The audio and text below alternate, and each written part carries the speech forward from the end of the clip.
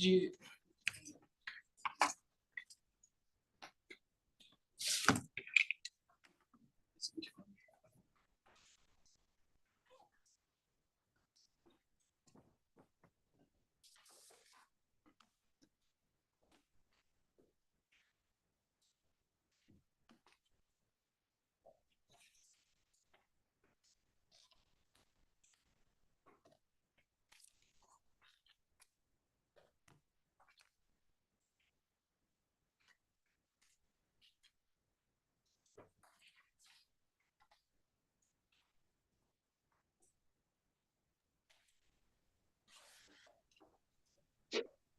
Good morning.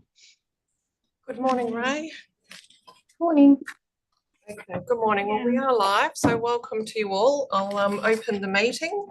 Welcome to the WAPC meeting for Wednesday, the 19th of March 2025.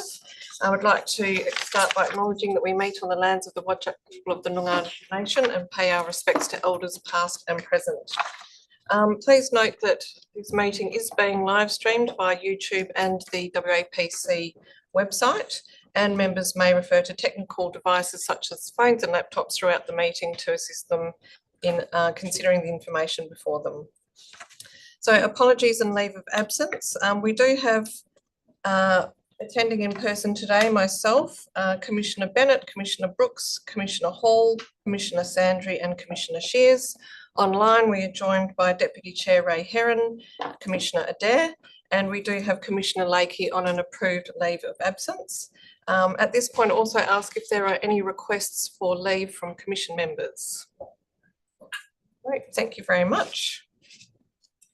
Disclosure of interest, we do have a few to go through today. In relation to item 3.2, which is the MRS amendment for the Sawley Close Urban Precinct, we have Commissioner Herron has declared an indirect pecuniary interest in that Urbis is acting for the landowner, and Commissioner Herron is the employee of Urbis. Commissioner Herron, are you happy to step out on this item? Yes, I am. Thank you very much. Also on the same item, we have an actual impartiality interest from Commissioner Bennett in that Commissioner Bennett's employer CLE has acted for the abutting subdivision at Golden Bay. The subdivision immediately abutting this site has been completed and homes built, and the developer has exited the area a number of years ago. Commissioner Bennett, would you like to remain in the meeting or would you like to withdraw? Thanks, Chair. I would actually like to step out because after completing that form as impartiality, I had some additional information come to light regarding the difference between the two projects. I think it'd be better if I stepped out. Thank you. So you'll be stepping out on that item. Thank you very much. In relation to item 4.1, National Planning Reform Blueprint, WA Progress Report, we have received a perceived impartiality interest from Commissioner Herron in that Commissioner Herron has previously provided advice to Commonwealth Treasury on the National Planning Reform performance. Commissioner Herron, I would be happy for you to remain in the meeting unless there is any dissent from other Commission members.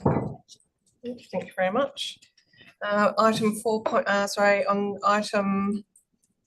4.3, proposed operational policy 1.14, significant development pathway community housing considerations. We do have a declaration from Lisette Traves, who is here in the capacity as an observer, not a decision maker, but Lisette has indicating impartiality interest in that she has participated in feasibility workshops relating to development bonus incentives for social housing as a representative and employee of the Department of Communities. Happy for you to remain as an observer, Lisette. Thank you for your declaration, unless there's any dissent. Thank you very much. On item 4.5, draft position statement, purpose-built student accommodation, we have declaration from Commissioner Herron, a perceived impartiality interest in that Urbis has prepared information referenced in the report from PCA, which is generally publicly available information and not been provided expressly for this report. And Commissioner Herron is an employee of Urbis. Commissioner Herron, happy for you to remain in the meeting for this item unless there is any dissent. Thank you very much. Thank you. WAPC delegation review context and principles. Lisette is also making a declaration as an observer with a perceived impartiality interest in that the WAPC delegation to the Housing Authority is subject to future review in line with the context and principles set out in this item. But as a non-participating member and observer, happy for you to remain unless there are any issues, Commission members. Thank you. On the same item, Commissioner Bennett has declared a, oh sorry, this is on the, not on the same item, on the 4.7 instrument of delegation biannual report. Commissioner Bennett has declared a direct pecuniary interest in that Commissioner Bennett's employer CLE Act for a landowner. That's not the right one. That's the planning, yeah, it is. So it's the land is abutting the planning control area. Oh, right, okay. And so on that one, you're saying that you would have a direct pecuniary interest and you'll be stepping out? Yes. Okay, thank you very much. Commission members, are there any other disclosures of interest to declare? No, thank you very much. In terms of disclosures of representation, I would just like to declare that in relation to item 3.2, which is the MRS amendment for Sawley Close Urban Precinct, I have met with Urbis and the proponent in my normal capacity as chair on this item, and that will not affect my consideration of this item. Are there any other disclosures of representation? Thank you very much. Declaration of due consideration. Can all members please indicate that they have read the information before them today? Thank you very much. And questions from members and responses from DPLH staff, just noting that we have had questions from Commissioner Shears, Commissioner Hall and Commissioner Sandry, and we have also received additional information in regards to the mosquito management plan for item 3.2. Commission members, if you are seeking any additional information, we can come to that when we come to the items. Item 1.6, confirmation of previous minutes of Wednesday, the 19th of February 2025. Are there any issues to raise in relation to the minutes? Everybody happy to move forward? Can I have a mover and seconder, please? Moved by Commissioner Bennett, seconded by Commissioner Brooks. Any dissent? Thank you. Carried. And that then brings us to deputations and presentations. And today we have one deputation. We do. So this morning we're welcoming a deputation from Rebecca Caglione, Sophie Mumford, Kirsten Dawson and Steve Hill on item 3.2 on the agenda, which is the MRS amendment to Sawley Close Urban Precinct approval to advertise. You have an allocated 5 minutes for your deputation. We won't bring up a timer, but we'll ask that you manage that time accordingly, and we'll also bring up your PowerPoint presentation and just ask that you would advise us as you wish to advance slides throughout your presentation this morning. So over to you when you're ready. Thank you.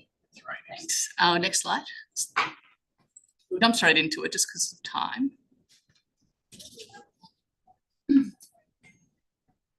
Next slide. Sorry, there's just a delay. Okay. So just to introduce our site, this is a 16.48 hectare site in Golden Bay. And the key feature we just want to point out with this area is that we have urban development to the north and the east already.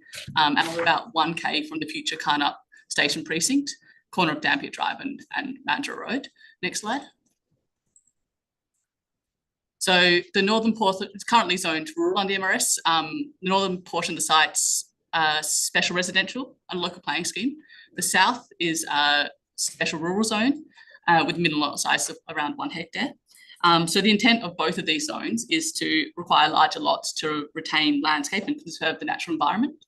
So if we go next slide.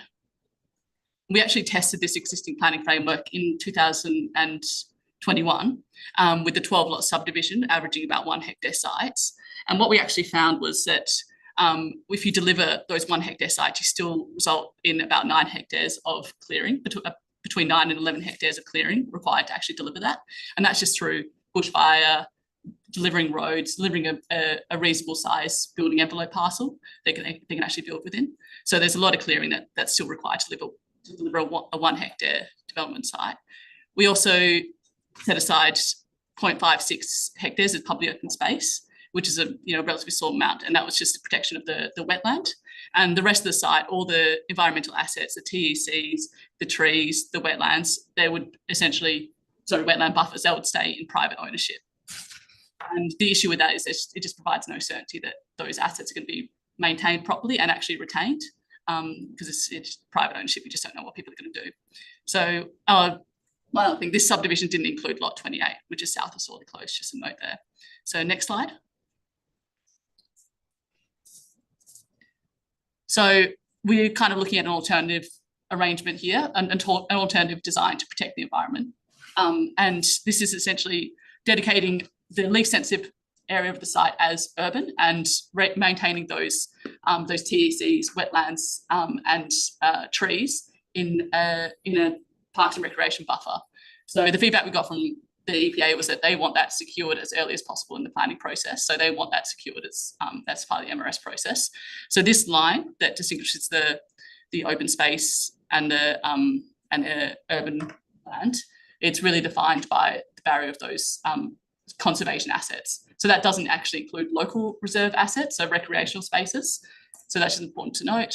And then if we go to the next slide, this is just, most of this I'll say is taken as read, aside from to say we're looking at delivering approximately 142 dwellings, lot size of 375 to 600 square metres. And that's going to be defined as part of future planning stages. We know that we're at the MRS stage, but it's a complicated site, so we have to start looking at, what the end outcome is going to be. And that's our best design so far. Okay, so I'll move across to Kirsten for a little bit of landscape. Next slide. So I'm Kirsten on behalf of Plan-E, Landscape Architect. So we have done the Landscape Master Planning and Visual Impact Assessment of this site. The key outcomes that we found from this site is that the proposed Urbis development plan is a really site responsive design.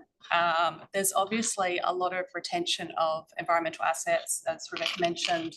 We've got wetlands, we've got the chewett tree patches, we've got Carnaby cockatoo species that we also want to try and retain.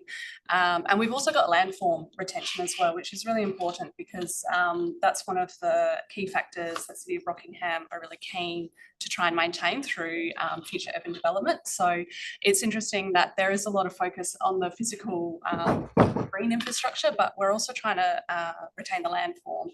The importance of the landform is that that really provides a buffer to the new development from the existing residents. So the combination of the trees with the rising landform really enhances this little precinct. So we've worked really hard.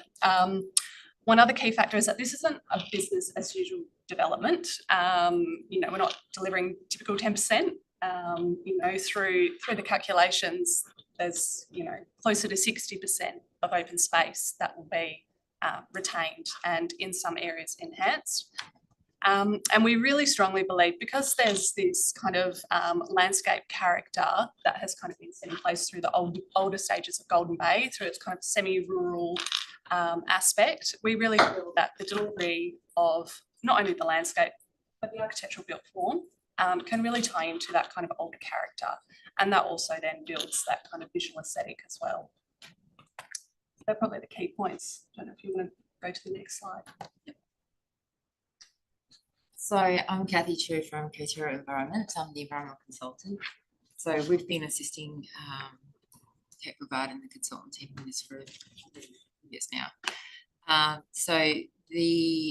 In terms of the mosquito risk, that's another issue that's kind of, I guess, been raised through City of Rockingham, but also the fact that the site's within a kilometre range from Anstey and Pakenham swamps. So there is a precedent for urban development within 1 kilometre of these two swamps, as you can see. So as a result of that, and I guess some of the work that was done out of the Karnup DSP, the client, Kate Brevard was quite proactive and decided to engage Rankin, who were the same mosquito consultants as well for Karnup, and do some initial works. And so they did a ground survey assessment of the site, and they found that the wetland areas that's primarily located in the east and kind of, set further back from the development, within those wetlands that are located east and south, that they have shallow pools that would promote breeding habitat for mosquitoes. So on the back of that, Kate Brevard also then undertook the commission to Rankin to prepare a detailed mosquito management plan, which then did a mosquito risk and then developed some mitigation strategies in terms of how we would address that going forward. So that analysed the adult mosquito data that was collected, outlined the recommended design controls for implementation on site. It's also consistent with contemporary pest management practice and the field mosquito management group. That also then did inform the DWMS that was prepared in terms of how they would go about mitigating and those design controls and how that would be addressed at the next phases. So next slide. So I'm not going to go through this in detail, but this is just to demonstrate that certainly kind of, there is this sequential planning framework that the development will be following in terms of how we will roll out that design response and mosquito management going forward to ensure that that risk is managed. So as you can see, we've already done the mosquito management plan. The client, again, is going to be proactive and look at doing and pull forward the baseline monitoring, which is usually done at the subdivision or prior to subdivision as part of that phase. Do a baseline mosquito monitoring to kind of understand the mosquito risks and then how we respond to that in terms of then at the local water management strategy and how we design the POS and how we do that at the next levels from structure plan right through to subdivision. So I think if anything, it's kind of demonstrated that there has been a very proactive response. This is you've normally done at subdivision. We're kind of already doing this at MRS prior to MRS amendment being initiated. Next slide. So just to then jump on, I guess I wanted to also cover quickly the key environmental values. So the environmental values that have informed the development design, I think that's been touched on, but I think I would really like to kind of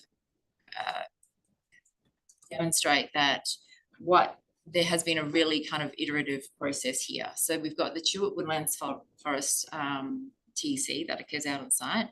There is also, DBCA have also identified SCP-19, which is Sedgelands and Holcine Dune Swells, which is another TEC that kind of exists within the southern extent of the site. There's also a conservation category wetland. Because of the presence of the chewett trees as well out there, there's black cockatoo foraging habitat and significant trees, as well as a prominent ridgeline. So we started off literally just drawing those lines on the map, on the plan, and then through that process, Urbis then started to look at their design.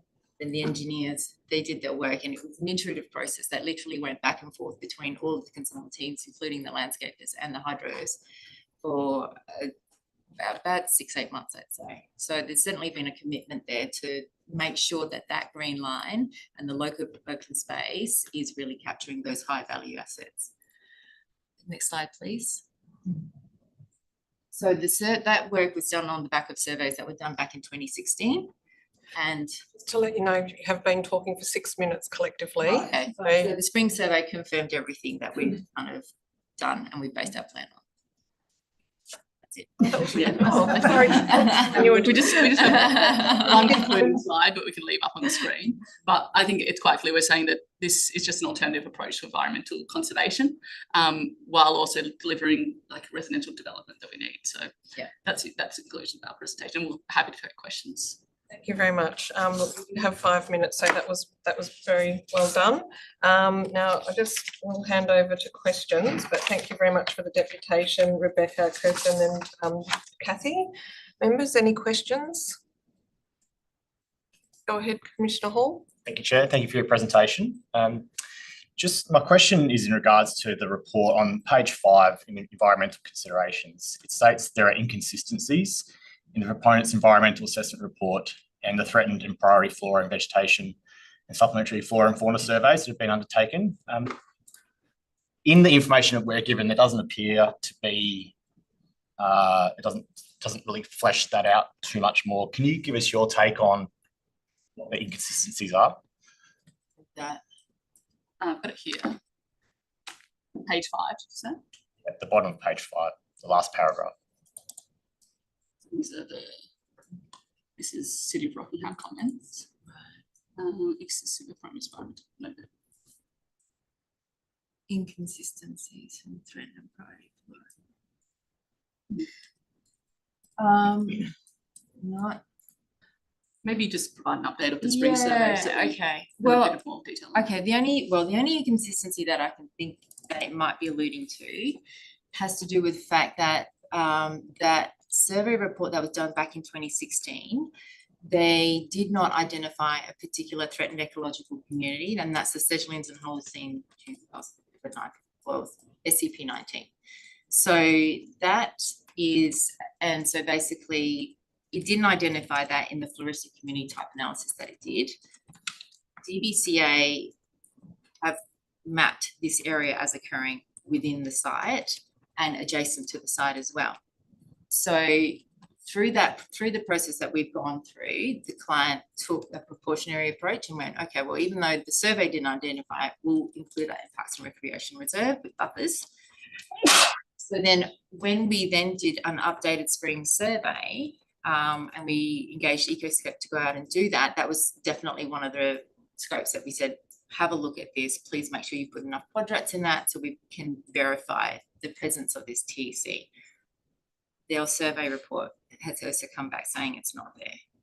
But the client has still taken a precautionary approach, and we're still proposing to put a Parks and Recreation Reserve over that, and also, you know, buffers as well to development. That's the only inconsistency that I can think of. I've got one more question if I may, Chair. Go ahead. Some other questions relates again to the City of Rockingham, and they seem to strongly advocate for an urban deferred instead of urban. Could you just help me understand the process you've taken to date in dealing with the City of Rockingham?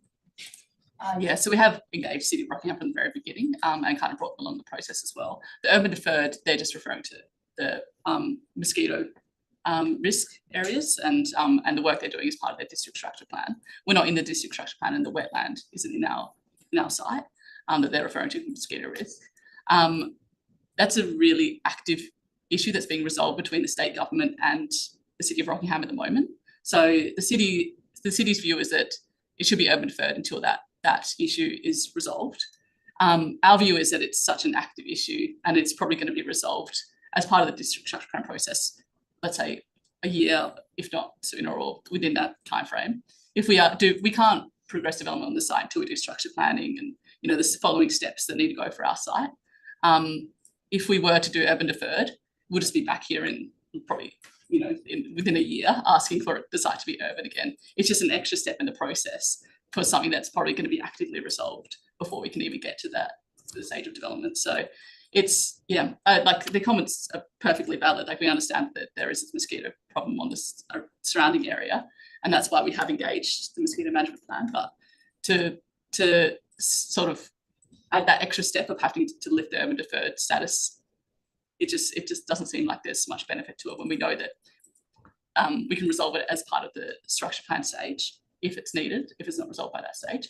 And also that the Carnup structure plan, it needs to be resolved for that station precinct. And we're taking the same approach as that Carnup structure plan as well, where MRS progresses to urban and they resolve it at structure plan stage. So that's kind of our view on the situation. Thanks, Rebecca. Commissioner, did you have a question? Oh, go ahead. Set. Thank you for your presentation. I appreciate I'm probably preempting the next kind of planning phases. So just interested to know if Aboriginal cultural heritage is being considered in addition to that kind of, that's informed the shaping of the reservation. Yeah, so there is a cultural, there is a site, but it's heritage that has been listed, but it's not a registered site, but it is within, it's more to do with that green area, the wetland down kind of south of the area. So we did look at that, and I think in terms of the design that has been, you know, we thought that was another value that was kind of enhanced and protected through the proposed Parks and Recreation Reserve, especially situating development behind that prominent ridgeline and just retaining those wetlands, which then link into that area that has been previously identified as kind of like a cultural zone. But again, normal protocol going forward. Yeah, and I'll probably add that the Urban Heritage team has requested information from the Department of Planning on the history of that listing, and it's not a registered site. It's a historical listing. But we plan to basically bring them in on the next stage of the process as well to make sure that we're taking all the right steps, because there will be some disruption to the earthworks. So just through earthworks, so we'll make sure that the process is captured as part of the structure plan stage. Commissioner Sandry. Thank you. And thank you for your deputation. It's more around the mosquito management and its plan. So obviously creating additional residential in proximity to a source of mosquito breeding will create amenity issues for potential future residents there. What do you anticipate the mosquito management plan will suggest as mitigation measures? I think, well, obviously there'll be the baseline monitoring that will be undertaken as a first step to just kind of understand the kind of numbers that would be, you know, in terms of what's within or just adjacent to the site. A lot of the mitigation measures that have been proposed so far have to do with more, informing the hydrological reports, to make sure that the drainage structures, you know, you don't have them, you don't have water pooling in them for too long. There's also, I guess, in terms of any kind of built form, the opportunity to look at screening, lighting. So I think there are a number of measures. I don't have it off the top of my head, but trying to remember what I can, as well as notifications on titles. So I think there are quite a few levers that I could see in terms of what we could do to try and mitigate that risk.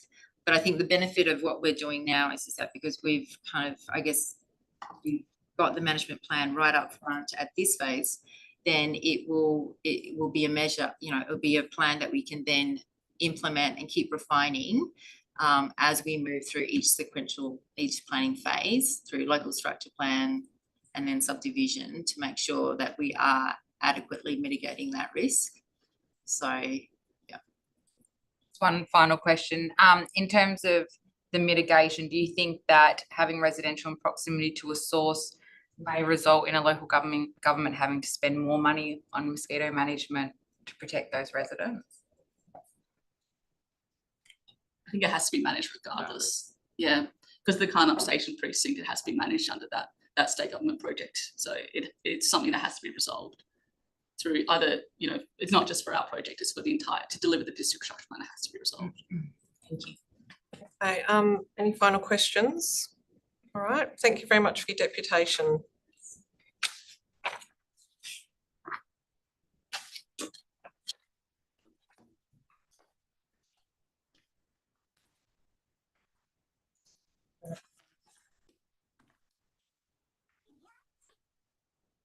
Thank you.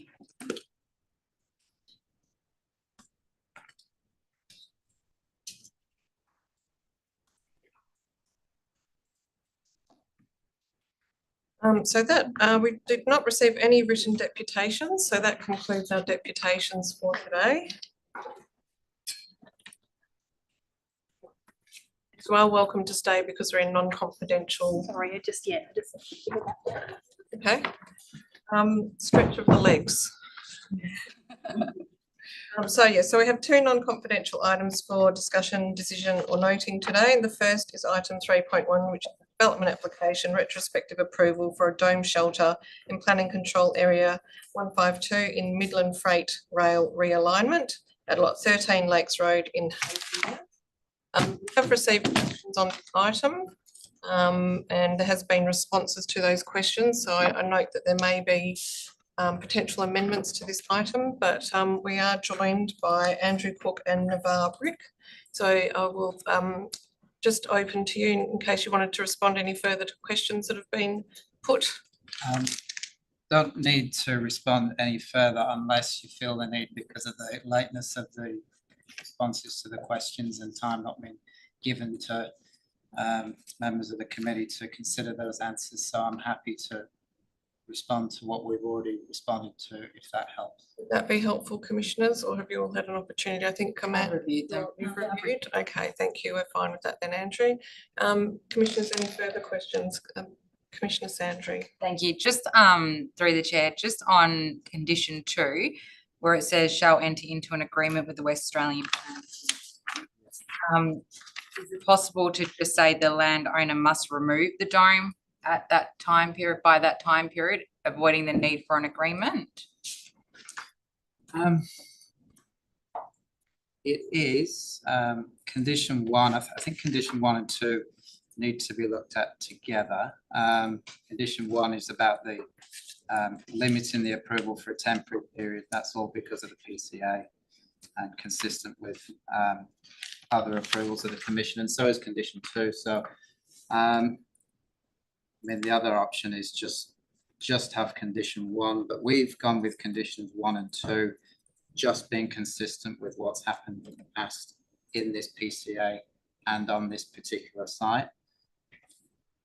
I hear what you're saying, but I think we're open to anything, but we probably would stick with conditions 1 and 2 that do complement each other. Thank you, I won't. And then one other question was, in my questions, I questioned advice note 3 and 1, the necessity of it, and 2, whether that be brought in as a condition requiring a building approval certificate. I note the answer, so thank you for that, which is separate to this process. But I do note that advice note 3 says not authorised commencement of any building works. The building's already been constructed. Do you suggest that we actually modify that advice note at the very least or remove it? I think we would support either, to be honest. We would support work with whatever. The answers to the questions, the first question up at the top was that, you know, given the nature of the development and the fact that it's already there, it is within the scope to remove a number of these advice notes, 3 to 10. 3, yep, we can happily edit that, or we can, to be honest, we can happily delete it as well. We can work with whatever we don't feel particularly strongly. So the advice that came back through the response to question was that we could delete advice notes 3 through 10. So just confirming that's the advice that we've received. Okay, Commissioner Adair. Thanks, Chair. Andrew, I just, with condition 2, could you finish it at the expiry of the approval period and remove on the 19th of March 2040? Just in that way, if there is an extension of time or a change in the approval period, you don't have to come back and look at both. It's just they're tied. Good.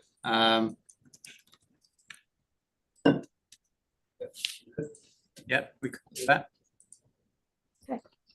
Okay, any other questions, or happy to move to the motion and amendments? Yes. Just a clarification on the approval period. If you're granting a temporary approval, you'll need to specify the period, whether it's at the expiry date as has been selected by the officer, which is a valid way to do it, or to identify a certain number of months or years, but you need to give the applicant an understanding of your expectation as to the term of that temporary approval. I think we're talking, no, so that's established in condition 1, and the discussion the question was in relation to condition 2, I believe, Commissioner Adair? Correct. So it is there. Kathy, you haven't satisfied that? It's your call, as long as you're very clear to the person receiving the application that they know which is your expectations of what clarified in condition 1. Yeah. Okay, all right. So we've asked the questions, had some answers both in writing and today. So happy to move to the motion. If I could have a mover and seconder, and then we'll take amendments. I'm happy to move it with some amendments. Yes, thank you, Commissioner Sheet. I'll just get a seconder. Commissioner Bennett. Thank you, Chair. Through the Chair, just to remove advice notes 2 to 10, and subject to the others agreement, an amendment to condition 2, that the landowner shall remove dome shelter without the need to enter into an agreement. Commissioner Bennett, are you happy to second those amendments? Yes, thank you. Is there any further discussion? I'll put it. All those, we don't have to vote. I'll just ask if there's any dissent. Okay, that is carried. Thank you very much.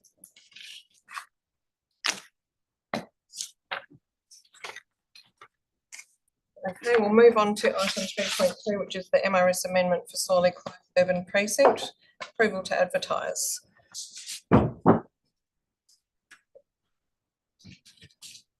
We are joined by Anthony Muscara. Anthony, we've had a good deputation length, quite a long one, probably one of the longest we've had in a while, with some good questions. Is there anything that you would like to say in response to the issues raised? Just 2 points, I guess. The first one is, so the site does have existing subdivision approval that's valid until 2027, so that remains an option to be pursued if required. So that is there. That's a legally proponents are legally entitled to implement that subdivision. The proposed amendment seeks to reconsider that proposal and assuming that the site is identified in Perth and Peel for urban purposes. The urbanisation, the portion of the site that's being urbanised is being maximised to its urban potential and surrounded by existing urban development to the west, noting that there is an area that hasn't been developed yet in Golden Bay that almost provides for a transitional connection to this site. So the proposed urban development would fit in with the surrounding area. But importantly, the second point is that there's a number of overlapping environmental assets that are proposed to be retained in a parks and recreation reservation. The landowner has agreed and provided confirmation that parks and recreation reservation would be ceded free of cost to the Crown, which is, don't get that all the time. Normally the state would have to acquire that conservation area. And also to be clear that normally buffers around wetlands and other constraints like that aren't normally reserved in the region scheme. They're normally dealt with as part of the normal planning process. So they're just 2 key points that I just wanted to clarify. Thank you, Anthony. Questions for Anthony? Go ahead, Commissioner Hall. Thanks, Chair. We heard from the presentation that there has some discussion with the EPA and there's DBCA content in the report. Could you just, from your point of view, Anthony, just give us an understanding of discussions that the department's had? Yes, so through the Chair, we have met with the officers that were EPA services twice in relation to the proposal to go through the Parks and Recreation Reservation, the extent of it, because essentially the amendment is defining a public and private land ownership boundary. So that's being defined right in the scheme process. And there were some discussions about what would happen within the abutting urban area, which is proposed to be POS, and that would be a transitional area, but also the visual landscape vista, which the EPA would be interested in, and also the type of land, the type of revegetation that would occur. So we've had a number of those discussions. At this point in time, they are comfortable for the amendment to progress. It's just to initiate the amendment that would go to the EPA for a decision, and then advertising would occur after that. So at this point in time, it seems that there's enough information has been provided at least to get the amendment process moving. This is the very start of the statutory planning process. So those agencies would be involved as part of the subsequent local scheme amendment, if there is one. If it's a concurrent amendment, if that's what's progressed, or a local structure plan, etc. So yeah, we have had a number of discussions. Just to clarify, Chair, so just to confirm that it's officers that have given some feedback and indicated that it's acceptable to progress. Correct, that's correct. Commissioners, any other questions? Commissioner Sandry? Just a brief question, just in relation to the Department of Health comment. So I understand no objections have been raised subject to, in relation to mosquitoes, 3 dot points be satisfied to the City of Rockingham. So they've deferred back to the City of Rockingham to provide their comments. Is that correct? I just want to. Correct. Yeah, I've spoken to the Department of Health, the officers. They're supportive of the proposal. They're saying at least this does integrate mosquito management right up front, whereas the previous subdivision doesn't really do that. So they're happy for that to occur as part of this process. It's essentially more advanced. So they do default to the city because essentially the burden will fall on the city to manage mosquitoes. That's already occurring in the surrounding urban areas that are there anyway. So that burden with any local government will essentially fall on them to address. Commissioner Adair. Thanks, Chair. This may be for you, Kathy, or Anthony, I don't know. But in point 1 of the recommendation, just for clarity, should this go through with the minutes? I'm just wondering if we could add the words after Metropolitan Region Scheme from rural to urban as detailed in attachment 6. Just having it as attachment 6, you've got to go looking to find out what actually you're initiating an amendment to. Happy with that. Common sense. Thank you very much, Commissioner Adair. That's good. Any other questions? Okay, happy to move to the item for moving and seconding. Moved by Commissioner Brooks, seconded by Commissioner Hall. Discussion or amendments? Only to say that I think this is a really good thing to get the land ceded into public parks and rec is a really good outcome. The future degradation of the environmental assets within those areas that would most likely happen if it was left as rural residential will likely be significant. So I think that to be able to get it into parks and recreation now is a real bonus. So. Okay.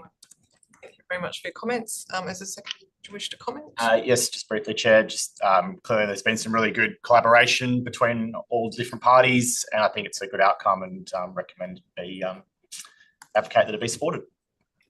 Okay, Commissioner Adair.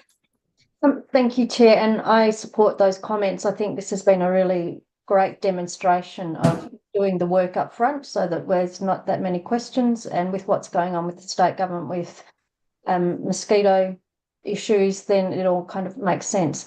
I would like to move an amendment to add the words in point 1 after Metropolitan Region Scheme from rural to urban. Thank you very much. That's seconded by Commissioner Sandry. Is there any dissent? Amendment is carried. Is there any further discussion or amendment? Through the chair. So by the way, I think this is a really positive outcome. I think compared to rural residential and being able to cede the land to parks and recreation and create urbanisation is really important. And I think it's should be commended from the department and the applicant side in coming to this position. I do, and in regards to the mosquito, I guess it weighs heavily on my mind in relation to how that is managed. And I think just ensuring that theme is carried through the planning process to ensure those residents aren't impacted significantly, and particularly because of that area that's going to be parks and recreation, that may in fact be a harbourage area for those mosquitoes moving forward. So having the right landscaping solution through there will be integral. So I look forward to seeing that progress. Thank you, Commissioner Sandry. Further comment? Not to repeat, but just to add that I do also support this. I think it is a much better outcome than the current proposal. I think that this is what the Commission is looking for in terms of dealing with these issues earlier in the process where possible, where there are significant issues like mosquitoes. So I'd just like to say thank you for the work that you've done in terms of the mosquito management plan. Ceding of the land to the public is a very good outcome compared to previously proposed. So any dissent to the motion? That is carried. Thank you.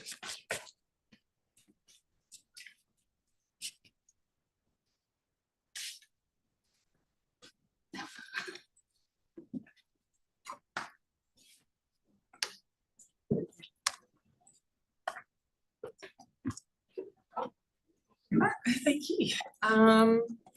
Ray to rejoin us. Welcome back, Deputy Chair.